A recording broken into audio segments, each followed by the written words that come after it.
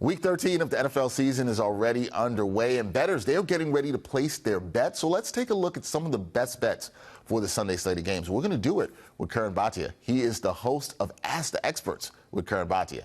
And he joins me in studio now. Curran, what's going on, man? Dexter, always great to work with you. We got NFL Week 13. Yes. I'm pumped. We got some picks here. Let's get into it, man. Yeah, get into it. This is the first time we're doing an edition of Hitting the Books with somebody in studio, so I'm glad to have you here. Love it. And Curran, we're going to start with the New York Jets. They are looking to keep their playoff hopes alive. They host the Atlanta Falcons, gangrene. They are 2-point home dogs in this one. Yes. Over-under is 34. What's your best bet for this game? Yeah, absolutely. I'm going to take the Jets with the points, and they're taking on the Falcons, as we talked about. So that's going to be an interesting game. And you're looking at what the Jets have done recently. It hasn't been good, so you're surprised to see that. +2, if that line moves, it's moved a little bit already. If it goes down even further, I think there's a really good case there for Atlanta, especially if it becomes a pick'em. But at this point, I think the Jets +2 is a good bet. You look at the over-under in this game, it's set right now at 33.5. I think that's a pretty good under. Now, part of that is we've looked at the Jets offense recently. We've talked about it. Zach Wilson, Tim Boyle, all the struggles that they've had. I think it's going to be a run-heavy game. I think that's going to take up a lot of clock. And so, therefore, I think the under makes a lot of sense in this one in terms of Jets versus Atlanta. All right, so you like the under in this one, especially with the Jets' offensive struggles that we've seen for most of this year, sadly, for the Jets fan. All right, next game I wanted to talk to you about. This is undoubtedly the game of the week here, going down on Sunday afternoon. 10-1 Eagles. They're hosting the 8-3 Niners. San Francisco, 3-point road favorites here. Are you back in the Niners, or are you going to throw your money on the home team here in the Eagles? Yeah, absolutely. This is a massive game. This is two of the most complete teams in NFL. This is an exciting matchup, and I'm really looking forward to it. And you could go so many different ways with this game. I think that what's going to make the difference is we know what the Niners have done in close games, and I'm going to pick the Niners to win and cover the spread. Now, you have to kind of look at small things when the teams are this complete and good. So here's a couple things that are going on here. Niners, 3 straight wins. They're clicking kind of back to old form. Let's say small things. Niners got 3 extra days of rest. They had the Thanksgiving game. Okay, point for Niners. But they have to fly across the country to play Philadelphia. Okay, you say point for Eagles there.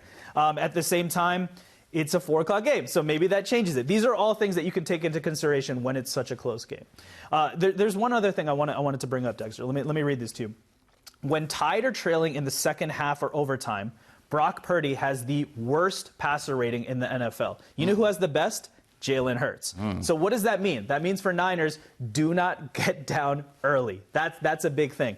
With all of that said, I'm going to take the Niners to win and cover that spread. All right, taking the Niners to win and cover the spread should be a good one in the city of brotherly love. There's another intriguing matchup for me this week in the AFC that's got playoff implications. You got the 6-6 Broncos visiting the 6-5 Texans.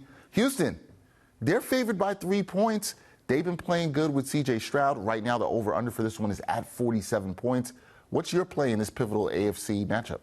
This is a big game for the teams involved, and that means playoff implications are here. It's interesting. We're talking about the Broncos, right? They started with that 0-5. They seem like a completely – they started 1-5. They seem like a completely different team. 5-0 the last time out. Russell Wilson has thrown a pass in all of those games and no INTs. So obviously the Broncos are rolling here. You have to look at the same time at the Texans. Here's big news for the Texans. Titus Howard is out with a knee injury, so that's big, okay? These are all factors that we're going to look at. It seems like the Broncos are clicking, and the motivation is certainly going to be there. A win for the Broncos gives them a 45% chance to make the playoffs. I think if you look at all of that, and here's one more stat for you, Dexter. The Texans are 0-7 when playing against the spread as favorites. So with all of that said, I think the Broncos with the points. All right, and the Broncos with the points there, which is incredible for the Broncos. As you said, they started 1-5 this season, 5-0 in their last 5 games. They are rolling right now, making noise, trying to make that playoff push. Okay, last thing for me here, as we always do on Hitting the Books, we got to go player props. I like player props. What are some props that you're eyeing for this Sunday slate of games? There's so many different possibilities for an NFL Sunday, Week 13. Here's 3 props that I personally like, and I'll tell you why, Dexter.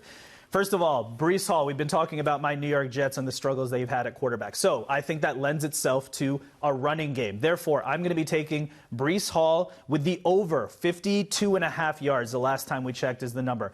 I think they're going to unleash Breece Hall, give him a chance to run, especially because we've seen the issues at quarterback. I think he's due for a breakout game here. If you can't throw, you have to run. Therefore, I go with Breece Hall and the over.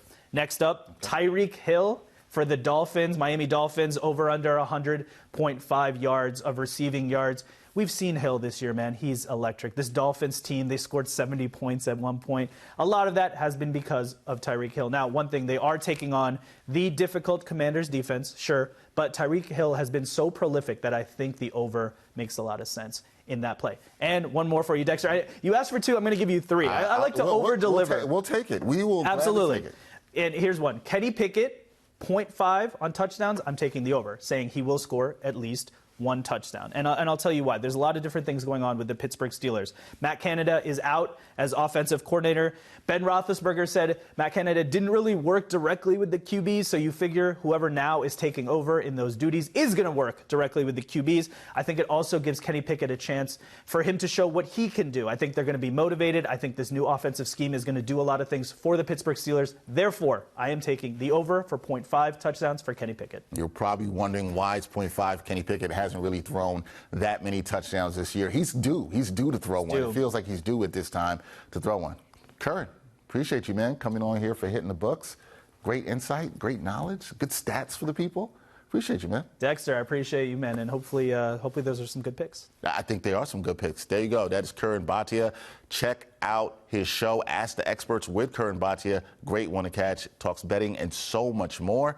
Curran, we'll do this again. Got to have you on Hitting the Books some other time. Love it. Let's do it again. Appreciate you.